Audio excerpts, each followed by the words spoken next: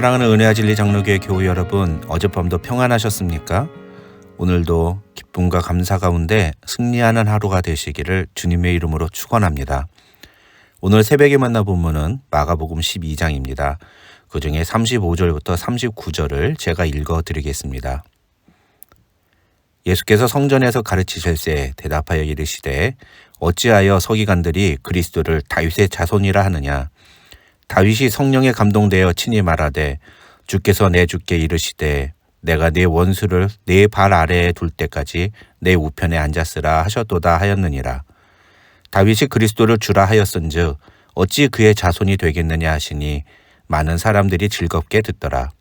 예수께서 가르치실 때 이르시되 긴 옷을 입고 다니는 것과 시장에서 문안받는 것과 회당의 높은 자리와 잔치의 윗자리를 원하는 서기관들을 삼가하라.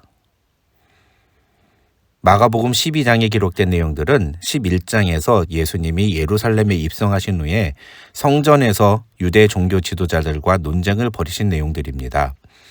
그래서 마가복음 12장은 시간 순서상 11장 27절부터 시작된다고 할 수 있습니다. 먼저 1절부터 12절에 등장하는 포도원의 악한 농부들의 비유는 11장 27절부터 33절에서 예수님께 무슨 권위로 성전에 와서 난동을 부리는 거냐며 따지는 대제사장들과 서기관들과 장로들의 질문에 대한 대답의 의미로 예수님이 하신 말씀입니다. 이 비유를 통해서 예수님이 말씀하시는 것은 자신이 곧 유대 종교 지도자들에 의해 죽게 될 것이라는 사실이었습니다. 중요한 건 예수님이 이 말씀을 누구에게 하셨는가 하는 겁니다. 예수님이 이 포도원의 악한 농부들에 대한 비유를 말씀하신 것은 바로 그 유대 종교 지도자들 앞에서입니다. 그래서 12절을 보시면 대제사장들과 서기관들과 장로들은 예수님이 이 비유를 말씀하실 때 곧바로 이 비유가 자기들을 가리켜 말씀하신 것이라는 사실을 알았다고 마가는 기록합니다. 다시 말하면 예수님은 마치 일부러 유대 종교 지도자들의 심기를 건드리려고 작정이나 하신 것처럼 노골적으로 그들의 모습을 비판하셨다는 겁니다. 이런 추측이 가능한 이유는 오늘 본문에 등장하는 예수님과 유대 종교 지도자들 간의 논쟁의 모습 때문입니다. 35절부터 37절에서는 많은 사람들 앞에서 서기관들이 가르치는 내용이 뭐가 잘못됐는지를 공개적으로 비판하시고 또 38절부터 40절에서는 아예 서기관들의 행동을 콕 집어서 지적하십니다. 이런 모습들은 결론적으로 예수님과 유대 종교 지도자들 사이의 갈등과 충돌이 극에 달했음을 보여주는 것이며 결국 유대 종교 지도자들이 예수님을 죽이기로 결심하는 계기가 됩니다. 그래서 오늘 본문에는 어떻게든 예수님을 죽일 만한 죄목을 만들기 위해 예수님을 함정에 빠뜨리려고 노력하는 유대 종교 지도자들의 모습과 그런 그들의 시도를 무력화시키는 예수님의 모습이 반복적으로 소개됩니다. 이런 상황을 보여주는 장면이 바로 13절부터 34절까지 기록된 유대 종교 지도자들의 질문과 그에 대해 대답하시는 예수님의 모습입니다. 이 내용은 참고로 마태복음 22장과 병행 구절입니다. 먼저 13절을 보시면 유대 종교 지도자들은 예수님이 하시는 말씀을 책잡으려고 바리새인과 헤롯 땅 중에서 사람을 보내서 가이사에게 세금을 바치는 것이 옳은지 아니면 옳지 않은지를 예수님께 묻습니다. 3장에서 살펴본 바와 마찬가지로 오늘 본문에서도 정치적으로 서로 대척점에 서 있던 바리새인과 헤롯 땅 사람들이 예수님을 죽이려고 함께 의기투합하는 모습이 등장합니다. 마태복음에서도 다루었지만 이 질문은 노골적인 함정입니다.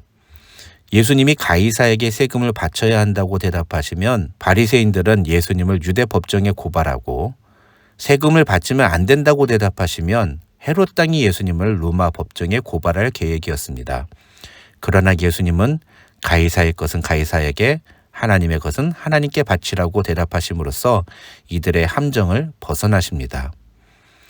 여기서 한 가지 14절을 보시면 바리새인과 헤롯 땅 사람들은 예수님에 대해서 우리가 아노니 당신은 참되시고 아무도 꺼리는 일이 없으시니 이는 사람을 외모로 보지 않고 오직 진리로서 하나님의 도를 가르치심이니이다 라고 말합니다.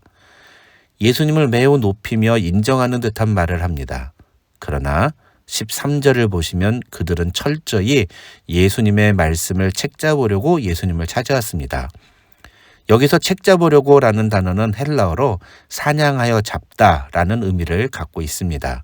다시 말해서 겉으로는 예수님을 인정하고 높여주는 것처럼 말하지만 실제로는 어떻게든 예수님을 함정에 빠뜨리려는 의도를 품고 있었다는 겁니다. 바리새인과 헤롯 땅 사람들의 이런 이중적인 모습은 오늘날 현대인들 사이에서도 얼마든지 발견됩니다. 겉으로는 매우 환대를 하며 좋은 말로 아첨하지만 뒤로는 온갖 비난과 모함으로 상대를 깎아내리려고 애쓰는 현대인들의 모습 때문에 오늘날 교회에서조차도 사람은 믿을 존재가 아니라는 말이 거의 진리처럼 받아들여지고 있습니다. 여러분, 이 얼마나 비극적인 현실입니까?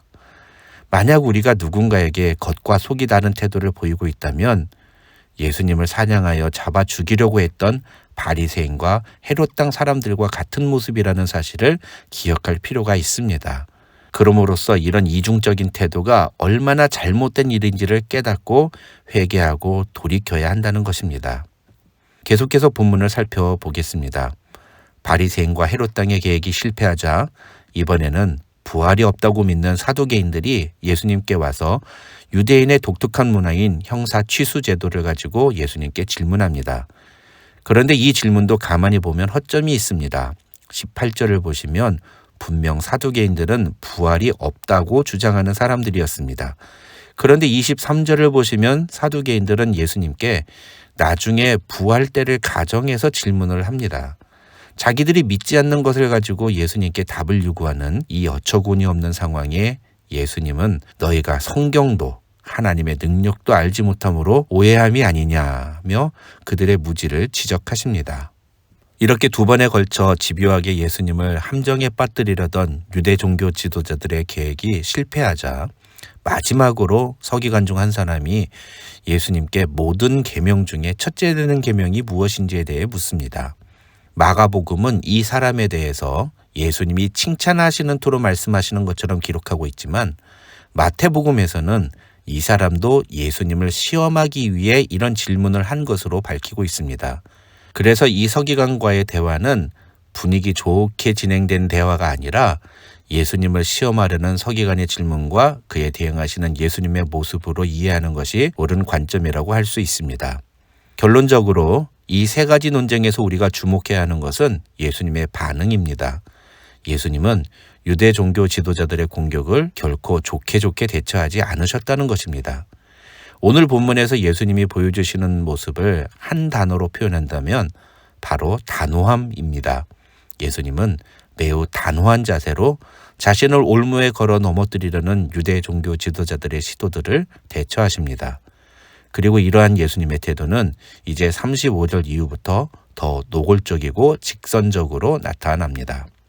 앞서 말씀드렸지만 35절부터 37절에서 예수님은 성전에 모인 많은 사람들 앞에서 서기관들의 메시아관에 대해서 비판하십니다. 또 38절에서 40절을 보시면 예수님은 사람들에게 노골적으로 서기관들을 조심하라고 말씀하시며 그들을 비판하십니다. 여기서 삼가라는 단어는 알아차리라 혹은 조심하라는 뜻입니다.